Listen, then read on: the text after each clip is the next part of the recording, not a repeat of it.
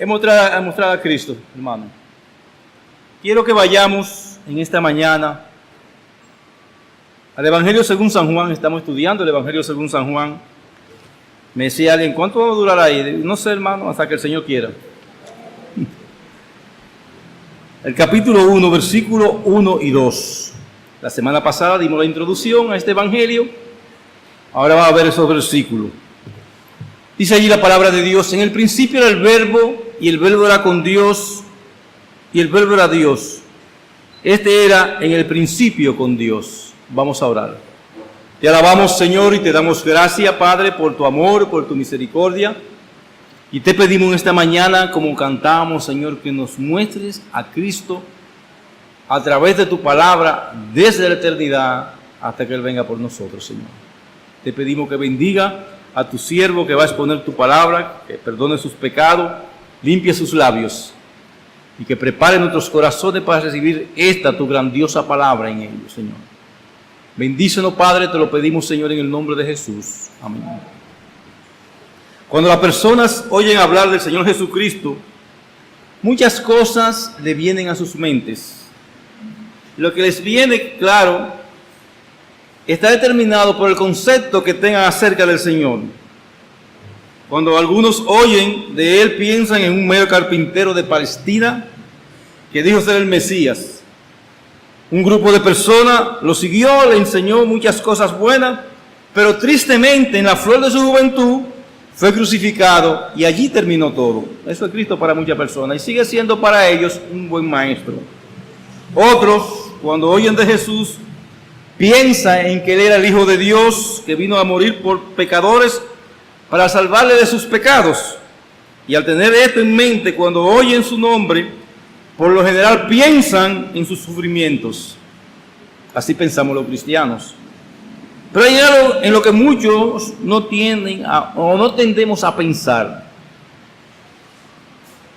Y es en la gloria de cual el Hijo de Dios disfrutaba con su Padre antes de su encarnación. Esa gloria que Él tenía. No tenemos a pensar en esa gloria. Gloria que como la segunda persona de la Trinidad compartía y disfrutaba con el Padre y el Espíritu Santo por toda la eternidad antes de hacer todas las cosas que hoy existen.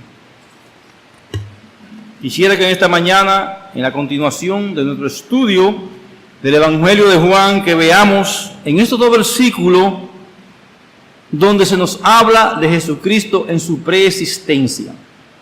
Es decir, de la gloria de Cristo antes de su encarnación, y espero con la ayuda del Señor nos lleva a entender mejor cuán grande fue el amor de Cristo al haberse encarnado para morir por los pecadores como somos tú y yo. Los dos versículos que tenemos ahora ante nosotros contienen una afirmación sublime y única concerniente a la naturaleza divina de nuestro Señor Jesucristo. Y es incuestionable que a Él se refiere Juan cuando habla del Verbo de Dios. Sin duda existen, hermano, alturas y profundidades en esta afirmación que escapan al entendimiento de nuestras mentes y aún son un misterio para nosotros. Y sin embargo hay grande cantidad de lecciones en ella que a todo cristiano haría bien en atesorar en su mente. Y lo primero que veremos es, creo que aprendemos de estos dos versículos. ¿Qué aprendemos de estos dos primeros versículos de Juan capítulo 1, versículo 1 y 2? Decía a los diáconos y al pastor Vázquez que es difícil hacer las cosas fáciles. O sea, hacer las cosas difíciles hacerlas fáciles es difícil. Es difícil, hermano, hacer las cosas fáciles. La cosa difícil, hacerlas fáciles, es difícil. O sea, coger y ponerse para dar a entender estas cosas es difícil. Ahora, ¿qué es lo primero que aprendemos en estos versículos? En primer lugar, aprendemos que nuestro Señor Jesucristo es eterno. O sea, y la eternidad, hermano, alguien llegó y me preguntó a mí, o me ha preguntado y lo he dicho varias veces, ¿qué es la eternidad? Y nosotros hemos dicho que la eternidad es, usted se pone a contar todos los granitos de todos los desiertos de arena y todas las gotas de las aguas de los océanos y de los ríos, y cuando termine de contarlo, ahí comienza la eternidad. Cristo ha existido siempre. Juan nos dice que en el principio era el Verbo. No comenzó a existir cuando fueron creados los cielos y la tierra. Él no tuvo principio. Él era antes que todas las cosas, mucho menos comenzó a existir cuando el Evangelio fue traído a este mundo, o más bien cuando los mundos comenzaron, los planetas y todas las galaxias comenzaron a existir. Ya Él tenía gloria con el Padre. Dice la palabra de Dios en Juan capítulo 17, versículo 5, que Él tenía esa gloria antes que el mundo fuese, antes que todo lo visto por nosotros fuese. Existía al principio cuando fue creada la materia, y antes, hermano, de que comenzara el tiempo, ya nuestro Señor Jesucristo existía. Él era antes de todas las cosas. Colosenses capítulo 1, versículo 15 al 17, lo dice bien claro, hermano. Él es la imagen del Dios invisible, el primogénito de toda la creación. Ahí dicen los testigos de Jehová, ¿ves? Que fue el primero en creado. No, la palabra que está ahí para primogénito es la palabra prototokos en griego, quiere decir el primero antes de toda la creación sin ser creado. Esa es la idea. Porque en Él fueron creadas todas las cosas. En Él, hermano, fueron creadas todas las cosas. Y cuando hablamos de todas las cosas, estamos hablando de todas las cosas existentes que usted conoce y que no va a poder conocer por lo vasto de la creación de Dios. La que hay en los cielos y la que hay en la tierra, visibles e invisibles, sean tronos, sean dominios, sean principados, sean potestades. Todo fue creado por medio de Él y para Él. Y Él es antes de todas las cosas. O sea, de todas las cosas creadas, dice que Él era antes de todas las cosas y todas las cosas en Él subsisten. Era de toda la eternidad, nunca hubo un tiempo cuando el Señor no era. Siempre ha existido. En resumen, el Señor Jesucristo es eterno. Y recuerden lo que hablamos de la eternidad. Pero el mejor comentario de este Juan capítulo 1, versículo 1 y 2, se encuentran en Proverbios capítulo 8, versículo 27 al 30. Lo bueno de la palabra de Dios es que ella misma se explica, hermano. Ella misma se comenta. Dice allí en Proverbios capítulo 8, versículo 27 al 30, cuando formaban los cielos, allí estaba yo.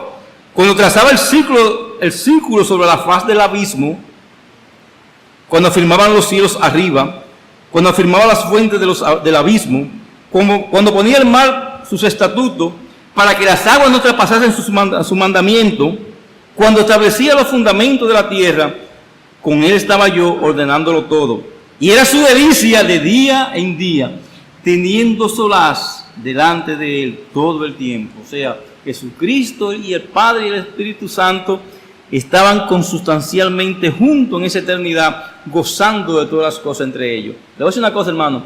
Nosotros al Dios Trino no le hacíamos falta. Sin embargo, Él se complació en crearnos para hacer un reino para Él aquí en la tierra.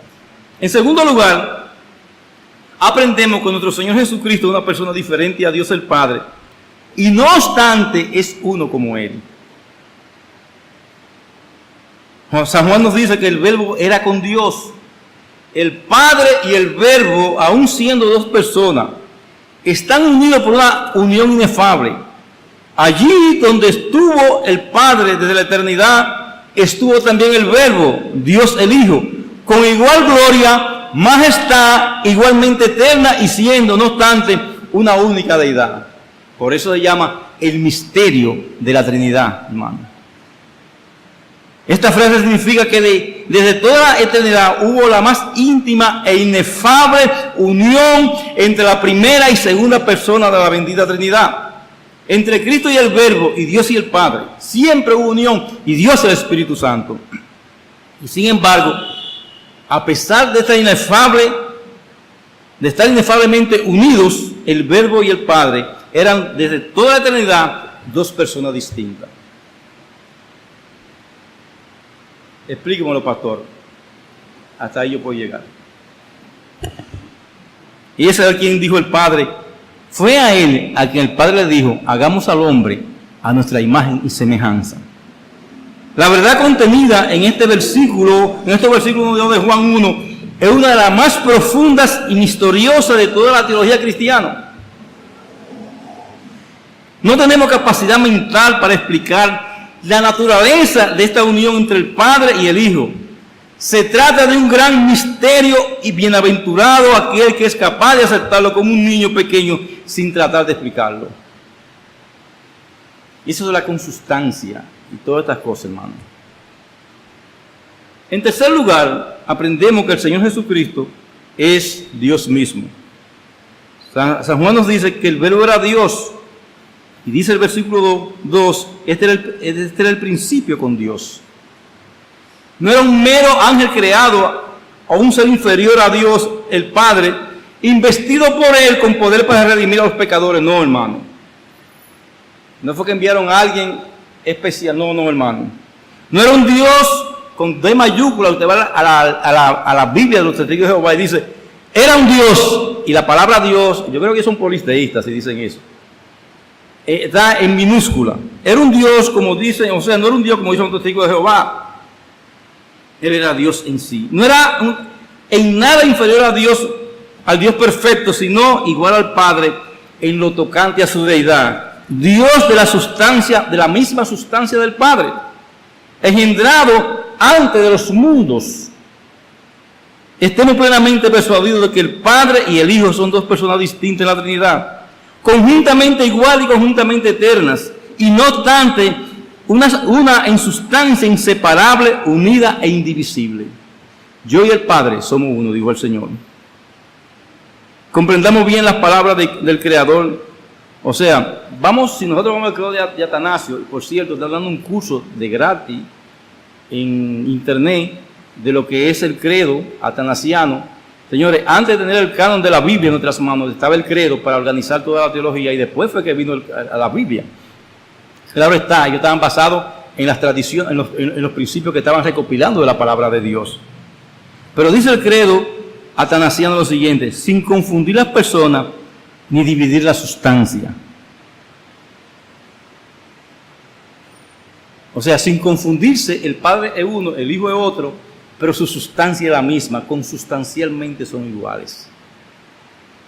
Yo no pido, hermano, que lo comprendan, porque para mí se me hace difícil comprenderlo muchas veces, por más que lo estudié. Pero sí lo que la palabra de Dios nos está diciendo, que el Verbo era con Dios, que el Verbo era Dios, y el Verbo se hizo carne en el Señor Jesucristo.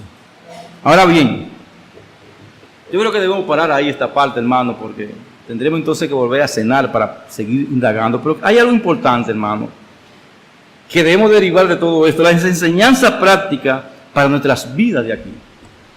¿Qué debemos sacar de estos dos versículos, hermano? Y lo que básicamente este pasaje nos enseña es lo siguiente.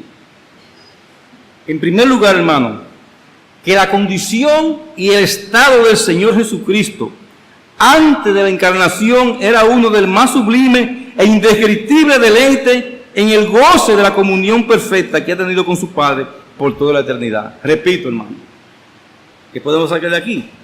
Que la condición y el estado del Señor Jesucristo antes de su encarnación era uno de los más sublimes e indescriptible deleite en el goce de la comunión perfecta que ha tenido con su Padre por toda la eternidad. Explíqueme eso, vamos a explicarlo.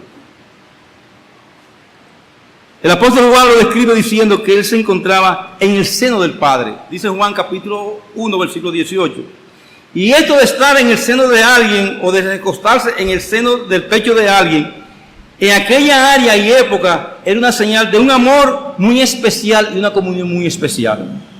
Esto mismo quiso decir el apóstol Juan al decir cuando escribió: uno de sus discípulos, al que Jesús amaba, estaba en la mesa reclinado en el pecho de Jesús. Y cuando va a hablar de la íntima y especial comunión entre el Padre y el Hijo, escribe: nadie ha visto jamás a Dios. El unigénito Dios Hijo, que está en el seno del Padre, Él le ha dado a conocer. Dice Juan 1:18. O sea, nadie. Esa comunión entre ellos, hermanos, siempre ha existido. Esto era lo que el Hijo de Dios había conocido por toda la eternidad antes de la encarnación. Una perfecta e ininterrumpida comunión con el Padre. Por eso Él decía, como dice Juan 16:15, todo lo que tiene el Padre es mío. Y todo lo que Él posee hoy, después de su exaltación, Él lo poseía antes de su encarnación. Todo lo de Dios es de Cristo, porque Cristo es Dios. Por eso lo oímos orar al Padre diciendo: glorifícame tú, Padre, junto a ti, con la gloria que tenía contigo antes que el mundo existiera, antes que todo existiera. O sea, eso pidió Jesucristo en Juan capítulo 17, versículo 5. Y permítame hablar un poco acerca de este estado de gloria que el Señor gozaba antes de su encarnación. Yo lo quiero que comprendamos para aplicarlo en nuestras vidas. Veamos primero en su aspecto negativo. Mientras el Señor disfrutaba de esta gloria con el Padre y el Espíritu Santo, Él todavía no se había hecho hombre, no se había encarnado. Mientras el Señor se encontraba en este estado de perfección, comunión con el Padre en gloria, usando el lenguaje de Filipenses capítulo 2, versículo 7, Él todavía no se había despojado de sí mismo. No había tomado la forma de siervo, no se había hecho semejante a los hombres. Él era solo lo que siempre había sido y será, el Hijo de Dios, la segunda persona de la Trinidad. Y si era uno se había hecho hombre, entonces quiere decir que todavía no se había sometido a la ley como lo hizo en su encarnación. Estando en aquel estado bendito, no se podía decir que él estaba sujeto a la ley, porque ¿qué ley podía estar por encima del Señor si él fue el creador de la ley? Por eso se dice que cuando él se hace hombre y se somete a la ley, que él se hace hombre, él se sometió a la ley como hombre. Y esto fue ciertamente para parte de su humillación, hermano. El que Dios, quien es su soberano, quien es el soberano de todo, dador de la ley, se sometiese a su ley como si fuera una de sus criaturas. O sea, el que crea la ley se somete a la ley, hermano, como si fuera uno que tenía que obedecer en toda la ley. De esto Pablo, cuando escribe en Gálatas capítulo 4, versículo 4, lo siguiente, dice él: pero cuando vino el cumplimiento del tiempo, Dios envió a su Hijo, y nació de mujer, y nacido bajo la ley. O sea, se sujetó a la ley que él mismo creó. También, hermano, mientras él disfrutaba de aquella gloria con el Padre, él no estaba sujeto a las aflicciones y dolores a las que se sometió al hacerse hombre. Mientras estaba en su gloria, él no padeció nada de eso, hermano. Cuando él se encarnó, se hizo vulnerable a toda enfermedad, dolor, sufrimiento, pesar, angustia del alma, cansancio, hambre, sed y muchas cosas más. Su cuerpo humano, débil como el de todos nosotros, estaba sujeto a todas estas cosas. O sea, el Dios viene y se encarna, el creador del hombre viene y se hace hombre, hermano, y padece todo lo que nosotros padecimos. Pero ciertamente, mientras él se encontraba con el Padre, él no conocía ninguna de estas cosas, ni cansancio, ni sed, ni nada de esto, hermano. No había tristeza, dolor, ni aflicción alguna estando en el seno del Padre. De él no podía decirse varón de dolor, experimentado en quebranto, cuando estaba con el Padre, porque no sufrió ningún dolor, todo era gozo. Como llegó a decirse de él cuando en la carne, de él se llegó a decir que era un varón de dolores, como si se dijera que él estaba constituido de dolores y pesares de cuerpo y de alma. A lo que en él se experimentó por la frecuencia de las cosas que se sometió a sí mismo. Comenzó a sufrir. La aflicción vino a ser para él como el pan diario de cada día. En su gloria no había nada de eso, hermano. En su gloria no había nada de eso. Mientras él se encontraba con el Padre en gloria, él no padecía necesidad alguna. Él no conocía experimentalmente lo que era la pobreza.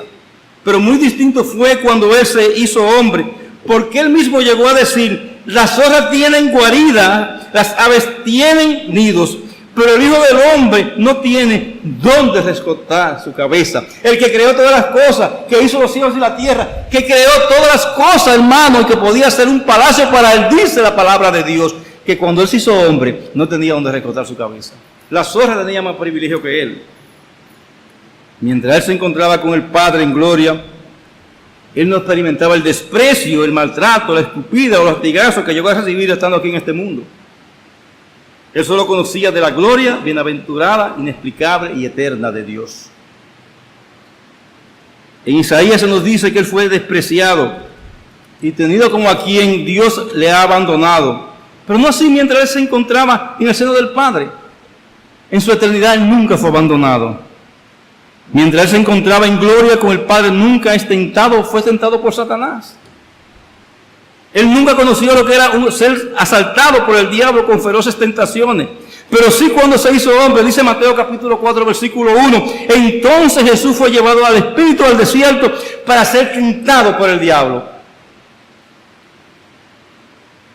Mientras se encontraba en aquel estado de perfección bienaventurada, Él no conocía lo que era lo que el Padre escondiera su rostro de él. Siempre estaba, cuando dice, en el principio era el verbo, y el verbo era con Dios, y el verbo era Dios, la palabra es tonteón, estaban cara a cara. Pero Dios, cuando estuvo en esta tierra, padeciendo por nosotros, ocultó su rostro de él. Esto nunca ocurrió, sino cuando el Señor tomó nuestro lugar en la cruz del Calvario. Fue algo completamente nuevo para el Hijo de Dios el ver al Padre ocultando su rostro de él, lo cual lo llevó a exclamar a gran voz: Dios mío, Padre mío, ¿por qué me he desamparado? Nunca estuve desamparado en el cielo, y ahora como hombre fue desamparado. Nunca en la eternidad el Hijo de Dios había experimentado estas cosas. Y no solo esto, sino mucho menos había él experimentado la ira de su bendito y amado Padre sobre él, como lo experimentó en la cruz del Calvario cuando tomó nuestro lugar. Toda la ira de Dios, hermano, que venía sobre nosotros, todo latigazo por cada pecado, todo sufrimiento por cada pecado, el infierno nuestro, lo padeció el Señor Jesucristo en la cruz del Calvario. Él no padeció eso cuando estaba en la presencia del Padre. El Padre nunca le había dado a beber a su amado Hijo su propia santa y justa ira. Y Dios, el Padre, derramó toda su ira sobre Cristo. Pero como sabemos, por amor a nosotros, el Padre le dio a tomar toda la copa de su ira, hasta la última gota, para así salvarnos nosotros de la eterna condenación. Y por último, en este aspecto negativo, Él tampoco estaba sujeto a la muerte mientras se encontraba en el seno del Padre. Él es Dios, sin principio y sin fin, el único que tiene inmortalidad. Él no conoció principio ni conocería muerte. Pero muy distinto fue cuando Él tomó su cuerpo humano. Algo completamente nuevo para el Hijo eterno de Dios. Él, como Dios, estaba por encima de la muerte. Pero por amor a nosotros se sometió a la muerte. Y estas pues son algunas de las cosas que Él no experimentaba mientras se encontraba en el seno del Padre. Nada de estas cosas el Señor sufría. Ni muerte, ni dolor, ni persecución, ni tentado por el diablo, hermano. No sufría nada de eso. Le voy a decir una cosa. En un estado así nadie quiere salir. No, yo me quedo aquí. Y a morir por de así. No, yo me quedo aquí arriba. Él no experimentó. Él experimentó todas estas cosas. Ahora, positivamente, y en esto solo podemos imaginarnos lo que era para el Hijo de Dios disfrutar comunión con el Padre. Estas son cosas que nosotros podemos explicarlas, no podemos explicarlas ni entenderlas, pero son cosas que podemos deducir y tratar de entender lo mejor que podamos. Este estado de gloria, seguro, era uno de la infinita y perfecta bienaventuranza. Y la misma Juan capítulo 1, versículo 1, que se nos dice, Él, el Hijo, estaba con Dios el Padre. Es decir, que Él estaba con aquel que es la fuente del océano eterno, de deleite, de gozo y sin igual. Por eso mismo dice el salmista, en tu presencia hay plenitud de gozo. El Señor Jesucristo estaba siempre con el Padre, lleno de plenitud y de gozo. El disfrutar de íntima, perfecta y eterna comunión con aquel que era fuente de todo bien, era el gozo de Él. Por eso el salmista, queriendo inducir algo para que nosotros comprendamos lo que es el gozo de estar con el Señor, dice, el gozo del Señor es nuestra fortaleza. El Señor siempre estuvo fortalecido delante del Padre. Solo podemos imaginarnos el gozo que el Señor Jesucristo experimentaba en esa relación especial en la gloria con su Padre. Pero esta no era solo un estado de perfecta, infinita felicidad, sino también uno de perfecta unión divina. El Señor Jesucristo lo expresó diciendo, yo y el Padre uno somos. Una naturaleza, amor, voluntad y todas las demás perfecciones divinas. Esta ha sido, es y será una unión perfecta e incomprensible para nosotros. De ningún padre humano se puede decir que es uno con su hijo. De ningún esposo se puede decir que es uno con su esposa. En la manera en que el Padre y el Hijo se puede decir que son uno. El Padre, Dios el Padre y Dios el Hijo. Esta es una unión bendita y llena de gloria. Es una unión divina que nadie puede explicar. Esta unión disfrutaba el Señor antes de encarnarse por amor a nosotros. Ahora bien, ¿por cuánto tiempo había el Señor disfrutado de esta cosa antes de su encarnación? como ya dijimos, hermano, por toda la eternidad pasada. Desde la eternidad hasta la eternidad. En el principio era el Verbo, siempre estuvo.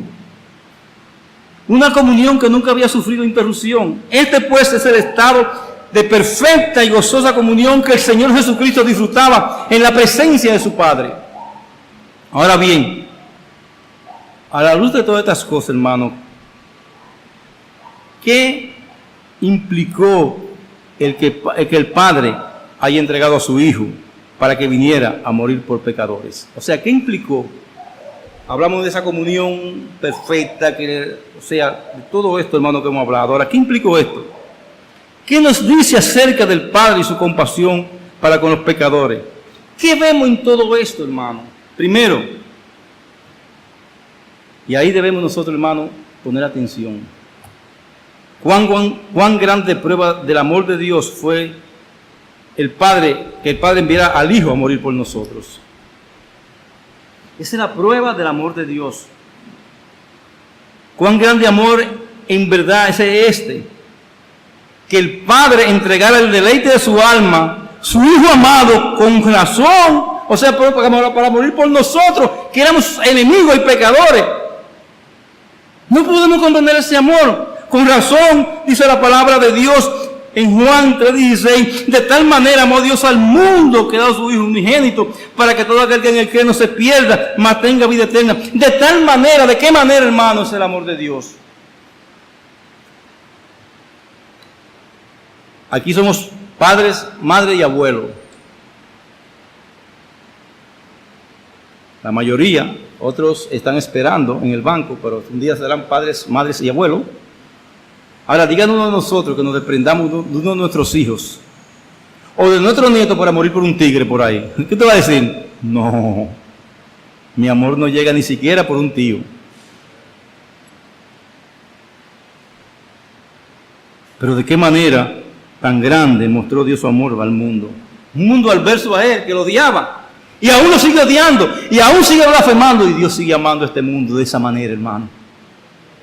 ¿Y en qué se vio la grandeza de su amor? En que él dio a su Hijo unigénito, que estuvo siempre con él. No fue un hijo que se fue para la calle, ni estuvo en otra galaxia, ni en otra creación. No, todo el tiempo estuvo con él para morir por pecadores como nosotros. Se desprendió de su amor más preciado para morir por nosotros. ¿Entregarías tú a tu hijo? ¿Por cuánto tú lo entregarías? Bueno, allá ahora pues se ha perdido el amor fraternal, que por cualquier cosa venden un hijo, pero nosotros estamos hablando de personas que tienen conciencia de lo que es el Padre. ¿Por cuánto tú entregarías a tu hijo? Hay un problema, hermano, y lo estoy yo probando ahora que soy padre y mis hijos no están cerca de mí, la mayoría. Uno dice, los hijos cuando se vayan de la casa, óigalo bien, nunca se van de la casa. Siempre están ahí. Siempre están ahí. Hermano, ¿por cuánto entregaríamos nosotros uno de nuestros hijos? Y después cuando entregamos nietos, ¿por cuánto entregaríamos un nieto?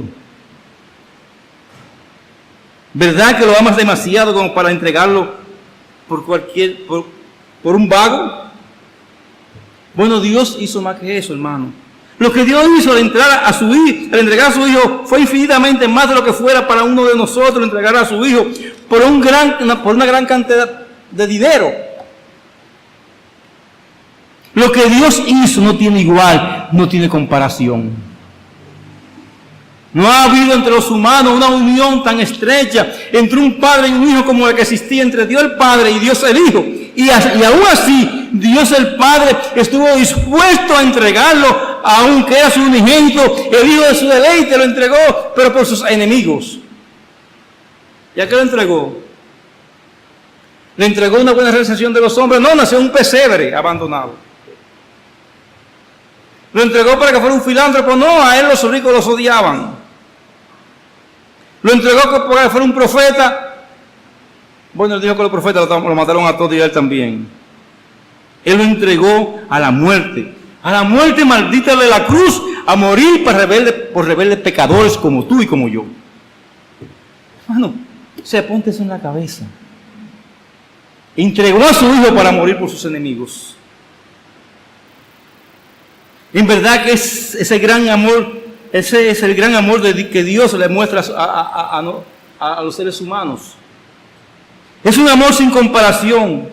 Es un amor incomprensible, hermano, yo no lo comprendo. Si el Padre no nos hubiese amado en la manera en que nos amó, nunca hubiese entregado a su único Hijo por nosotros. Fue por puro e infinito amor para con nosotros que lo envió. Pero no solamente consideremos el amor del Padre en primer lugar, sino que también consideremos el amor del Hijo. Fue por amor a pecadores como tú y como yo que Él estuvo dispuesto a dejar el seno del Padre. Heme aquí, Señor, envíame a mí. Nosotros decimos aún para salir a evangelizar, heme aquí, Señor, envíalo a Él. No, yo voy, Señor. Aquella gloria sin igual, aquel estado bendito que había disfrutado por la eternidad. Eso estuvo Él dispuesto a dejar al hacerse hombre y venir a morir por nosotros pecadores, y no pecadores cualquiera. Fue por gusano como nosotros que Él quiso hacer lo que hizo. Nadie lo forzó a hacerlo. Nadie merecía que él hiciera lo que hizo. De hecho, nadie le pidió a Él que se entregara por pecadores para darle vida eterna. ¿Tú se lo pediste? Nadie se lo pidió. ¿Y qué es esto, hermano, sino infinito amor? Amor sin comparación. Amor inmerecido. Un amor de Dios con océano está. Brotando todo el tiempo, hermano. Él dejó la gloria que allí había disfrutado para tomar un cuerpo humano y para que estando en ese cuerpo humano pudiera recibir sobre sí el castigo que nosotros merecíamos por la eternidad. ¿Qué obligación tenía de hacer tal cosa? No podía Él decir que era Dios y no tenía que hacer eso por rebelde como nosotros que lo ofendemos todos los días. Pero la palabra de Dios nos dice que Él no escatimó a ser igual a Dios como cosa que aferrarse, sino que se despojó a sí mismo y se hizo hombre para morir por ti y por mí.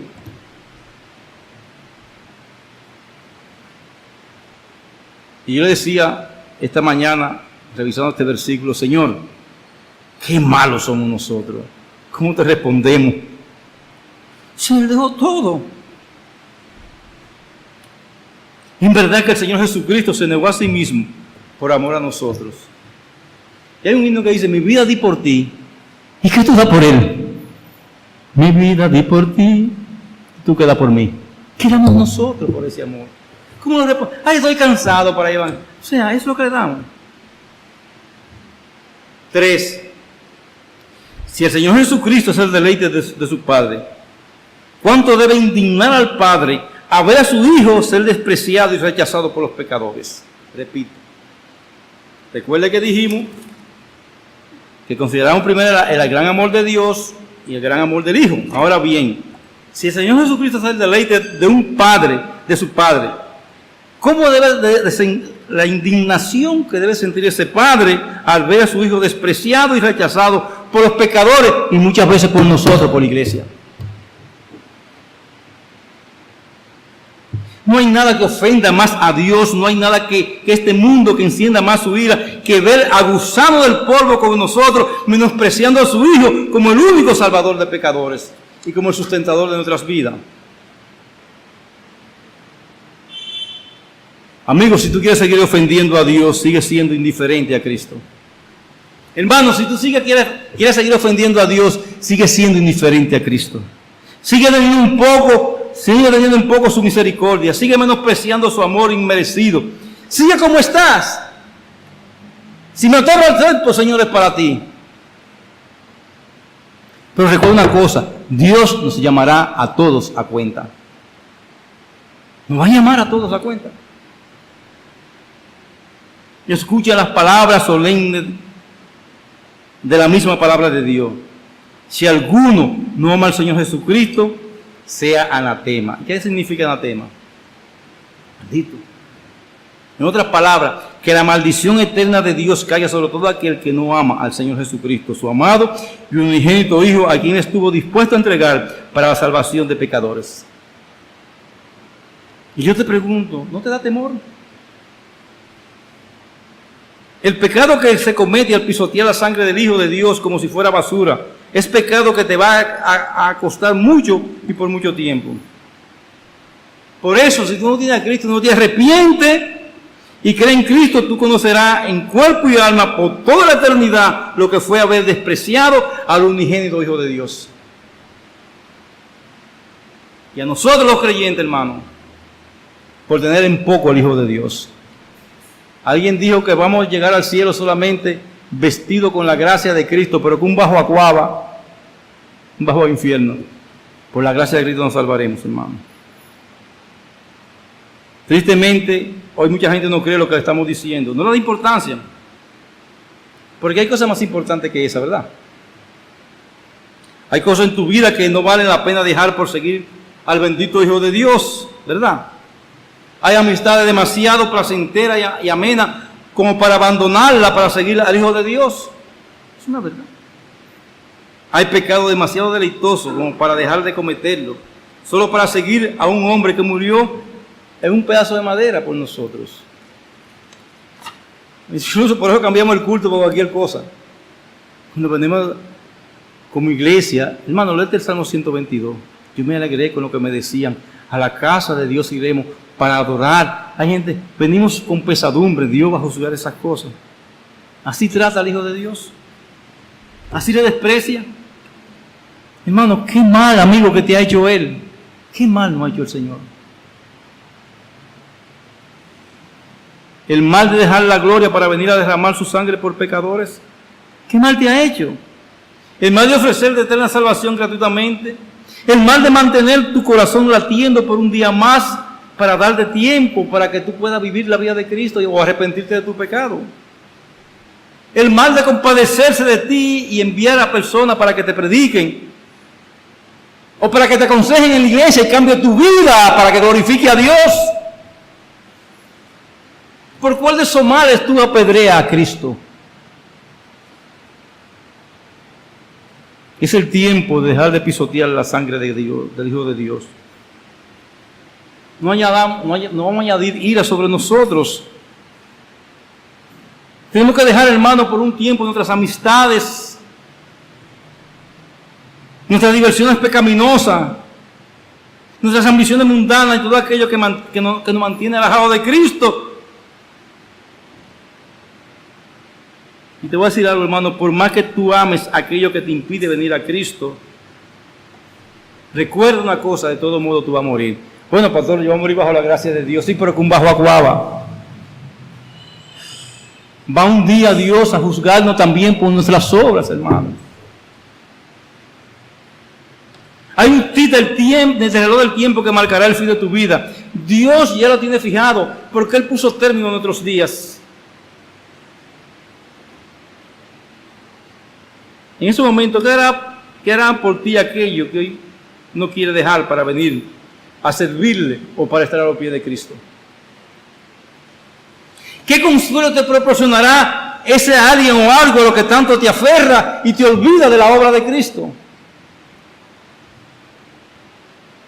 ¿Te acompañará a esas cosas que tú amas hoy más que a Dios, al tribunal de Dios en el día final? ¿Esas cosas van a abogar por tu causa? No, te van a acusar. Esas cosas que tú amas en este mundo, incluso cambiar por cualquier diversión el día del Señor, te va a dar menos gravedad por tu condenación. O por lo menos podrá lograr que te den inmunidad y así no tengas que experimentar los tormentos del infierno. Me decía mi hermano, hablándole de esto, mi hermano es mi gran hermano, pero un gran impío. Me decía, no, pero tú eres evangélico, tú me metes la mano, el tráfico de influencia que tú vas a tener en el cielo me va a llevar contigo. Digo, bueno, el tráfico de influencia que yo tengo en el cielo te va a mandar para el infierno. Esto es individual, hermano, nuestro servicio al Señor es individual. Y a ti, amigo pecador o pecadora que está con nosotros, estas son las cosas en las que tus amigos no te llevan a pensar, ni tus entretenimientos, fiesta, borrachera, fumada, fornicaciones. ¿Verdad que ninguna de estas cosas te lleva a pensar en el hecho de que si mueres hoy, te va a una eternidad sin Cristo, el Hijo de Dios, como el Salvador de tu alma? No, yo sigo como estoy. Pero Dios no quiere que sea así. Él mismo ha dicho, yo no quiero la muerte del impío, sino que se vuelva a mí y que viva. Tú que estás sin Cristo, has escuchado mucho la palabra de Dios. Recibe al Señor Jesucristo por la fe. Deposita tu confianza en Él. No deposita que viene a la iglesia, que tu primo es cristiano, que te trae... No. Deposita tu fe en el Señor Jesucristo. Él es el único salvador de pecadores. Es creyendo en Él que solamente que somos salvos. Las buenas obras ni la religiosidad nos van a salvar, solamente nos salva Cristo. Por eso ven a Él y arrepiéntete. Y Él te cubrirá con su justicia, de modo que el Padre te verá tan justo como su Hijo delante de Él y vendrá a ser tan amado como Él cuando te arrepientes de tu pecado. Y el Padre se va a deleitar en ti. Y esto es lo que el Señor Jesucristo busca al llamarte tanto a que vaya a Él. Él quiere salvarte, no lo siga despreciando. Para nosotros, hermano, vuelvo y repito que hemos visto todo esto. O sea, evalúa todas las cosas que hemos hablado del Señor Jesucristo. Y ve todas las cosas que ha hecho por nosotros. Y siéntate de tarde antes de venir a la cena del Señor. Dile, Señor, pero yo no he hecho nada por ti. Ayúdame, Señor, aún en mi deficiencia como creyente, por lo menos ser justo a la hora de llegar a la iglesia, para compartir con la gloria tuya, con los hermanos, para participar en la comunión de los santos, Señor. Ayúdame. Hermano, mira todo lo que Cristo hizo por ti y tú no quieres a veces desprenderte del televisor en la tarde o de la comodidad de la cama. A nadie nos gusta desprendernos de la comodidad de la cama en la tarde. Y después que predicamos mucho menos, pero tenemos que estar aquí, hermano, con amor, por amor a Jesucristo. Por el amor que Él nos mostró. Hermano, evalúate a la luz de la obra de Cristo. Evalúa tus obras. No porque te van a hacer más salvos, sino para ver cómo tú le estás respondiendo a ese Dios, el Verbo eterno, que dejó su gloria para morir por ti. Para darte la salvación. ¿Qué tú estás haciendo? No, a mí si no me hacen esto yo no voy a la iglesia. Hermano,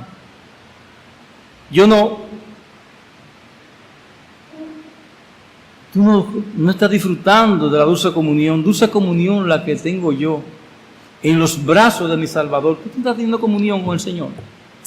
No, hombre, hermano, estás metido en otra cosa, ni te interesa. Pero un día vamos a estar delante de Él.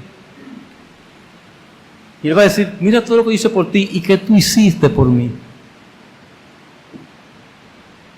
Ni siquiera una hora en el cuarto de cuna pudiste hacer por mí, para poner algo. ¿Qué ha hecho, hermano, por el Señor? Oh, hermano, que Dios nos ayude a recapacitar en esa maravillosa gloria del Verbo de Dios antes de venir aquí a la tierra. ¿Cómo se despojó de ella para que nosotros estuviéramos cantando en esta mañana? Glorioso Salvador. ¿Es nuestro glorioso Salvador realmente? ¿Es tu glorioso Salvador realmente? Hermano, que Dios nos ayude a meditar en todas estas cosas. Vamos a orar. Te damos gracias, Señor, por tu misericordia. Te damos gracias, Señor, porque son nuevas cada mañana. Te damos gracias, Señor, por tu amor. Te pedimos, oh Dios, que nos bendiga, Padre. Que nosotros tomemos esas palabras en nuestros corazones para vivirlas, Señor. Ayúdanos, Padre, para desgastarnos contigo, Señor. Bendícenos, Señor, Padre. Te lo pedimos en el nombre de Jesús. Amén.